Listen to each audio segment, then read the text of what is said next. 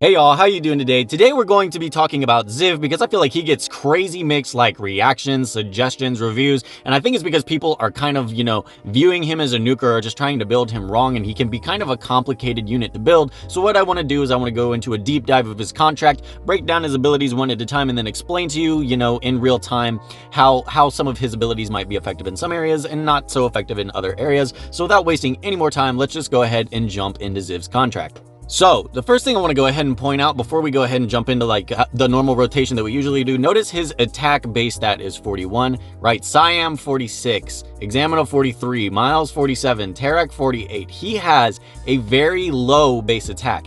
As we go through his kit, you're going to notice very low multipliers as well. We have 57%, 36% 3 times, 68%. So really not anything even really past 150 at base, which is not a telltale sign that this is not a nuking unit.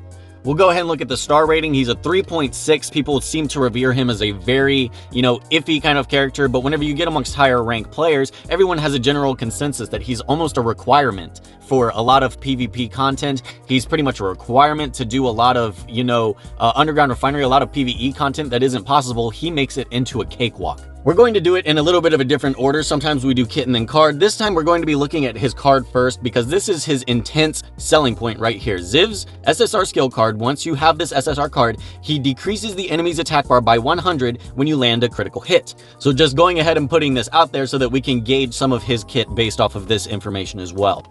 Gust inflicts damage to the enemy by 57% of the attack. Additionally, inflicts damage up to 2 more enemies by 57% of the attack, and inflicts bonus damage to the enemy by 30% of the attack with the bouncing gust. So all in all, not a great multiplier. If you're able to hit 3 people with it, it could in fact be a good multiplier by having 171% total from the 3 gusts and then the bonus of 30% damage to the attack. You'll be looking around like up to 250% of the attack. But again, going back to his base attack is very, very low. So even though we're looking at somewhere up in the 200s for multiplier of this ability, it's not going to be as effective as someone like Tala's multiplier of 200 plus, because Tala's base attack is very complementary of her kit. That being said, since the selling point of ZIV is going to be his card and decreasing attack bar, we do have potential with this ability to decrease a total attack bar of the enemy team by 300. By decreasing the first target by 100, second by 100, third by 100, we can help mitigate the enemy's turns and help stop them from taking so many turns by using this ability. And in order to decrease attack bar, you must land a crit. And since his main selling point is going to be decreasing the attack bar, you want to be certain that you have 100% crit in order to decrease the attack bar. On top of that, I'll go ahead and let you know that sometimes the attack bar decrease can be resisted. Sometimes these moves that pull people in a direction or that move people, that can also be resisted. So he is sitting on 2 cap required stats right now. You want 100% crit rate on him to ensure that you're decreasing attack bar. On top of that, you also want a lot of accuracy on him to ensure that the effects you're getting out of him and the movement position changes from 3rd skill and stuff like that is going through too. So you're going to need a lot of crit rate and a lot of accuracy. It's going to be very, very difficult to build a lot of attack with such a low base attack to make him even do decent damage and get the most out of his kit in the first place. Moving on, 2nd skill, inflicts damage to the enemies by 36% of the attack 3 times, and whenever you promote this, it absorbs the rage bar of the selected enemy by up to 15. So this ticks 3 times. You can absorb the rage bar, 45 rage bar absorbed, only 100 and what is it, like 102, 103, 4% multiplier. It says enemies because it's an area of effect. The area of effect is very, very small. Still big enough to hit all 5 enemies on the opposing team. So if you're able to hit all 5 enemies with this attack, if they're like clumped up, then you're able to decrease the entire enemy team's attack rage bar by a significant amount, and the entire enemy team's attack bar if you're getting crits. So this is a very good attack. It's a little bit of a combo into his 3rd skill, Eye of the Storm. Now, this is a very good skill. This is this ability pretty much carries people in the arena. Inflicts damage to the enemies by 68% of the attack and brings them to the center. Confuses the enemy for 1 turn with a 30% chance. So again, 30%. Whenever you promote this under SSR, it can increase the confuse up to 60%, but that is not very much. You want a lot of accuracy to ensure that you could get that confuse off, because confuse is a very good debuff. A target under confuse will attack an ally with the 1st skill. So if you have a Trevor on the enemy team or something like that, and you confuse them, the Trevor attacks the enemy team for you with his 1st skill. Or if the enemy has like a Lakshmi, instead of worrying about the Lakshmi healing, if she's confused, she's just going to attack her allies. That is a very, very good status ailment. This attack is also an area of effect, so it covers a very large large range, and notice how it says it brings them to the center. So if you bring everybody into the center, they're in a perfect position for Frenzy Marble to sit there and attack them and decrease attack bar even more, decrease rage bar even more. So he's very, very controlling on the battlefield. He is a control god. He pretty much has an ability for everything. If they're in a weird pattern, you know, this gust will just bounce to wherever they're standing as long as they're in the range. Frenzy Marble, absorbing rage bar. By the way, absorb, that means it is he gets rage bar out of it too. So he's not just decreasing the enemy rage bar, he's absorbing it so he can use his rage skill. Rage skill being Wind Apocalypse, inflicts damage to the enemy by 55% of the attack and knocks them back in a random direction. This skill can't attack the same enemy again, but it decreases the movement range of enemies for 2 turns with up to a 70% chance when you hit them with this too. So as you're grouping everybody up with third skill, second skill, you get your rage skill from using second skill. You're able to use your whirlwind from that point, which is going to knock everybody in a random direction, decrease their attack bar as well if they're getting a crit, and then lower their movement range so they're going to have trouble getting to you. So whether you want to spread enemies, whether you want to group them up, whether you want to decrease attack bar, whether you want to decrease their rage bar, he's able to do all of these things. He just has an enormous stat requirement if you're wanting to get a lot of damage out of him. Looking at his exclusive equipment, is going to be a buff to his rage skill. It increases the size of the whirlwind of Wind Apocalypse.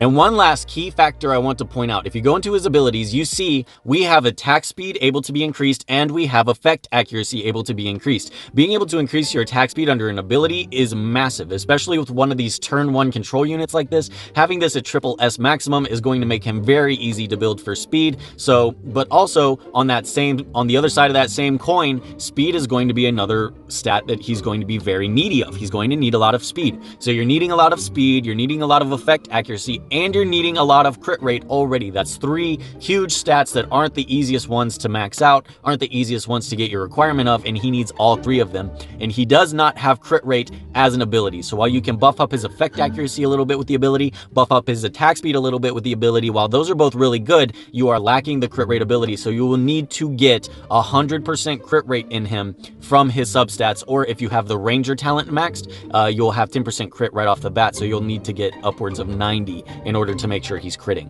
Okay, so now let's jump into these reviews. What we like to do with these reviews is we look at the top 3 rated, debunk the ones that are bad, and buff up the ones that are good. So let's go ahead and take a look. So there are only like 7 reviews right here, and none of them are very helpful at all. So what we can do actually is we can go ahead and look at these, and then we'll write one ourselves. How does that sound?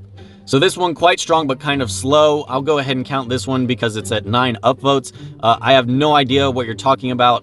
Strong, like damage wise, no, he doesn't do a lot of damage. Kind of slow, again, I don't think so, because he has the attack speed ability, so he's very easy to build for attack speed. So if you like reversed this and said quite fast but kind of weak, then sure, but that one's not going to be flying with me. I don't think that's a good review. Now this one, build it dash crits, very useful for higher stages in Trivia and Refinery Elites. That's very true. Very, very helpful, able to decrease attack bar and rage bar of all these like underground refinery bosses and Trivia. He's able to decrease attack bar a lot. Building him with dash will give him a lot of speed, especially with the attack speed ability. The dash set of 25% is going to have a bonus, you know, a little bit of bonus stats added in there because of that attack speed ability, and crits are very, very necessary for him to be actually landing his passive. All right, and next, this is gonna be the last one. He's cool, but Farius is better for AoE for his grouping. What? Okay. If, gosh, I really don't even want to have to debunk this because that's kind of ridiculous, but it was upvoted at least once. So, okay. Farius is better for AoE damage because that's literally Farius's purpose is area of effect nuking. ZIV's purpose is in no way nuking. That is not ZIV. They have 2 entirely different roles. Okay, so there's only one more review pretty much on the whole thing. Use Confuse Ray now. He's a great gather them in one place and have Chapman mow them down. So this guy's saying like, yeah, third skill pushes them all in a tight group, and then you can use Chapman. That's true. You can use a lot of area of effect. Like Farius, for example, this is a great combo. This is the combo I use in Arena. Grouping them all up with Ziv and then taking your area of effect nuker and comboing that is very, very effective. So we will actually go ahead and give this guy a thumbs up. And while we're here, let's just go ahead and leave a review ourselves. So I went ahead and put in my 2 cents. Highly stat dependent, needs 100% crit rate, lots of speed and accuracy, but very useful for grouping spread enemies and decreasing attack bar. I feel like that's pretty much the whole summary of him as a character, and so that should be fine and hopefully helps provide at least a decent review for people that have questions about him. All right, and as always, let's go ahead and jump into the preview so we can see his abilities in real time. Right off the bat, we'll notice first skill, nothing great. The range of this second skill is very small. See how small the range of this skill is, but if you use the third skill to group them all up in such a tight-knit area, now they're all in the range of the second skill. So that's where that combo comes in handy. And then if we see the rage skill, we're able to push them all, knock them all around the area. And I don't know if you saw, but how it says it doesn't attack, how the tooltip said that the whirlwind doesn't attack the same unit more than once, that's what it means is it doesn't target them more than once. It can absolutely hit the same unit more than once. If we see the guy in the middle getting hit multiple times because he's just like in the middle and so close to everyone that he gets caught in it. Look, 1, 2, 3, hit the same guy 3 times. So they might need to change how that's worded a little bit. But this isn't the ZIV we'll be looking at. As always, whenever we get a unit, you want to strive for them to be fully built whenever you go to test them out. So go ahead and max every ability, put on his SSR card, and put on his orb so we can see this. Now, whenever we do the first skill, you see the second little number underneath him means it's doing a little bit of bonus damage equal to his attack as well. This third skill, now that it's promoted, it has a higher chance to confuse, but again, only 60%. You're going to need a lot of accuracy to actually get that confuse off, because it's out of 3 of them, I only got it 1 time. So accuracy definitely going to be key for that. And the second skill, whenever it's promoted, these guys don't have rage bars, but if they did, you would be able to absorb their rage bar as well. Now, with the rage skill being promoted, the movement range down debuff is added, and with having his legendary exclusive equipment, we see the tornado is much, much larger. So yes, that can, I guess it can help in hitting the same unit more than once, especially if it's large enough that it's hitting 2 units side by side, then yes, you can get more hits out of it overall. So that's pretty much it for his abilities, for his skills. As for suggesting some equipment for him, obviously, you would probably want attack speed on your gloves to take advantage of the attack speed ability. You would want crit rate on your ring because it's going to be very hard to get a 100% crit rate on him without a crit rate ring. Or even if you could get 100% crit rate on him through substats alone, what else are you going to put in this ring slot? Like HP or something, because he's not doing a lot of damage anyways.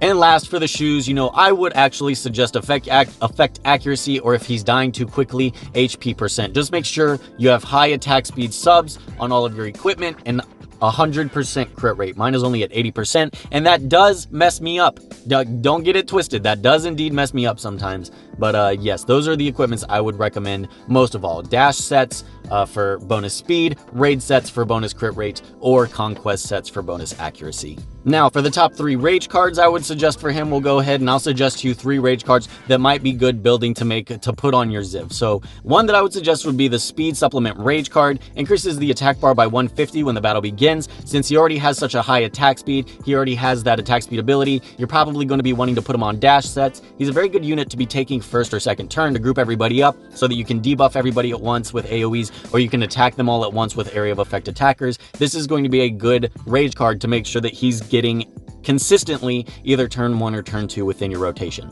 The second one I would suggest would be the Speed Signal Rage card. Increases the attack bar of all allies by 100 when the battle begins. So this way he's kind of helping everybody, not just himself, but he's still able to help even more so increase the attack bar of your entire team. How instead of just relying on himself for the supplement speed with 150, he's giving your entire team 500 total because everybody gets 100 attack bar out of this card. And the number 1 card I would suggest for ZIV would be the Focus Booster Rage card. Increases the effect accuracy by 20% when the HP is 70% or above. So if he's taking first or second turn, you're going to start the fight with maximum HP, so he will be getting 20% effect accuracy for that turn 1, which is when it's most important, because effect accuracy turn 1 ensures that your group up ability, or your ability that pulls everybody towards the center, is actually going to pull them, and they're not going to resist getting pulled to the center. They're not going to resist getting their attack bar decreased, which is what his main focus is, and it can be a real pain if that gets resisted. So ensuring that you take turn 1 or turn 2, having above 70% HP is just going to give you pretty much an entire conquest set bonus for that first ability, which is where it's most important. And that's going to do it for ZIV today, y'all. Hopefully, if you had some questions about him, that might alleviate some concern. Also, feel free to join my Discord. We have new players and veteran players in there that like to help each other out. So, join in, drop a meme, drop a question. We just have fun. But other than that, y'all, that's going to do it for me today, and I'll see y'all later. Bye.